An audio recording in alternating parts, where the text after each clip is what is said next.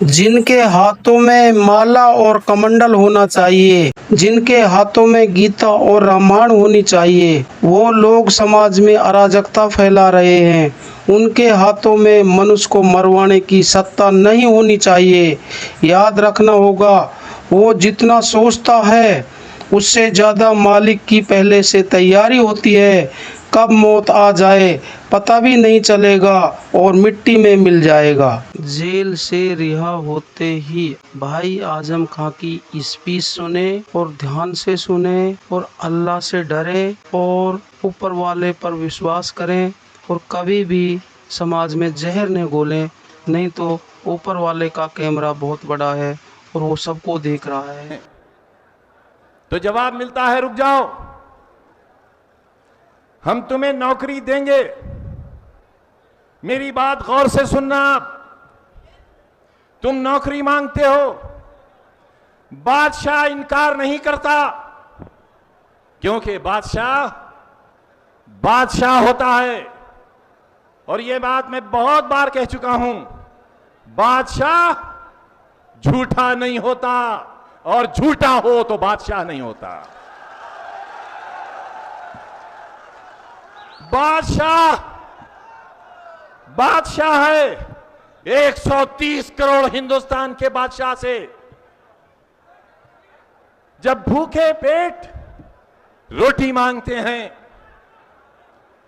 जब रोती हुई मांओं के आंसू अपने बच्चों की जिंदगी मांगते हैं, गोरखपुर की महिलाएं अपने मासूमों की लाशों को हाथ में लेकर उनकी लाशों का हिसाब मांगते हैं, तब देश का बादशाह कहता है कि रुक जाओ, रुक जाओ, इन मासूमों का हिसाब मत मांगो, पहले मुझे गुजरात में तेजाब में कुछ मासूम बच्चों को गलाने दो।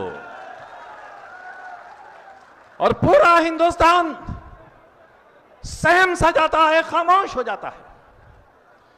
तुम नौकरी मांगते हो तो बादशाह नौकरी देने से इनकार नहीं करता, बल्कि बादशाह यह कहता है कि पहले देश की दूसरी बड़ी आबादी जो तुम्हारा अनाज खा जाती है, पहले उससे निपट लेने दो, मुसलमानों से निपट लेने दो, तब तुम्हारी भलाई का रास्ता सोचेंगे। हर सवाल का जवाब, हर समस्या का हल, हर दर्द की दवा, हर जख्म का मरहम आरएसएस और भारतीय जनता पार्टी के पास मुसलमान, मुसलमान और बस मुसलमान है।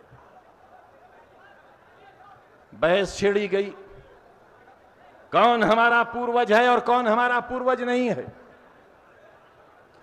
हिंदुस्तान के सबसे बड़े राज्य जो दूसरा हिंदुस्तान है, छोटे बादशाह ने कहा कि मुगल हमारे पूर्वज नहीं हैं। हमारे पूर्वज भी नहीं हैं, हमारे पूर्वज मुगल नहीं हैं। योगी जी, आपसे किसने कह दिया कि हमारे पूर्वज मुगल हैं? योगी जी, इतिहास पढ़ो,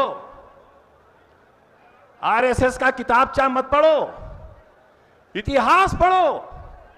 इतिहास वही पढ़ेगा जो इतिहास को पढ़ना जानता हो, जिसके पास इतिहास पढ़ने की आंखें हो। इतिहास पढ़ो योगी जी, इतिहास पढ़ो। मुगल खुद नहीं आए थे, नहीं आए थे मुगल खुद। मुगलों को कौन लाया था, ये इतिहास पढ़ो। अकबर महान थे या नहीं थे, आज इसकी बहस का दिन नहीं है, लेकिन योगी जी ये बताओ, अकबर के सिपहसालार मान सिंह क्यों हुए थे? बताओ, हम जानना चाहते हैं, कौन थे मान सिंह? जोधाबाई से उनका क्या रिश्ता था जो आपकी पत्नी थी? बताओ योगी जी। हमारे पूर्वज नहीं थे मुगल, न कल हमारे पूर्वज थे, न आज हैं, न कल होंगे। हमने आपके सामने 1000 बार कहा है कि हमें हमारा दीन, हमारा कुरान, हमारी हदीस, हमारे नबी का फरमान है, खबरदार किसी के मजहबी पेशवा का अपमान मत करो। और क्यों? इसलिए कि तुम्हारी किताब जो तुम्हारी रूह है 1500 बरस के बाद भी उसका एक नुक्ता न कम हुआ है, न एक नुक्ता बढ़ सका है, एक नुक्ता भी। वो किताब, वो आसमान की किताब तुमको हिदायत देती है, तुम्हें इत्तला देती है, तुम्हें जानकारी देती है, तुम पर पाबंदी आयत करती है और तुम्हें बताती है कि 1,20,000 पैगंबर इस जमीन पर हमने भेजे।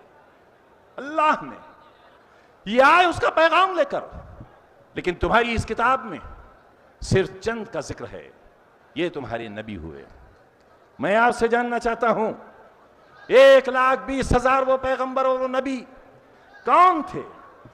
लिहाजा बहस हुई इस पर उलमा के बीच, और उलमा ने यह तय किया कि दुनिया में जो महापुरुष पैदा हुए उनके बारे में इसलिए कुछ ना कहो क्योंकि हो सकता है वो अपने जमाने के पैगंबर रहे हों, अल्लाह के दूत रहे हों, इसलिए उनकी शान में गुस्ताखी मत करो। योगी जी, मुगल हमारे आदर्श नहीं हैं, हमारे आदर्श राम हैं, हमारे आदर्श कृष्ण जी भी हैं, लेकिन योगी जी, हिंदुस्तान की दूसरी आबादी आपसे जानना चाहती है, बताइए मोहम्मद साहब आपके आदर्श हैं या नहीं हैं?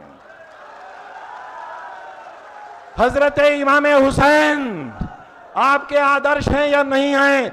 बताओ योगी जी, बताओ।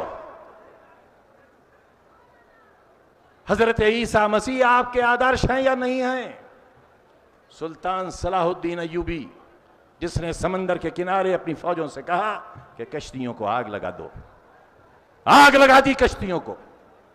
सामने दुश्मन था, बहुत ताकतवर दुश्मन था और बहुत मामूली सी ताकत की फौज खड़ी थी, और सुल्तान सलाहुद्दीन अय्यूबी ने कहा कि सुनो, तुम्हारे पास पैगाम हक है और तुम्हारा यह ईमान है कि तुम्हारी जिंदगी का मालिक वो है जिसके लिए आज तुम मैदान अमल में निकले हो।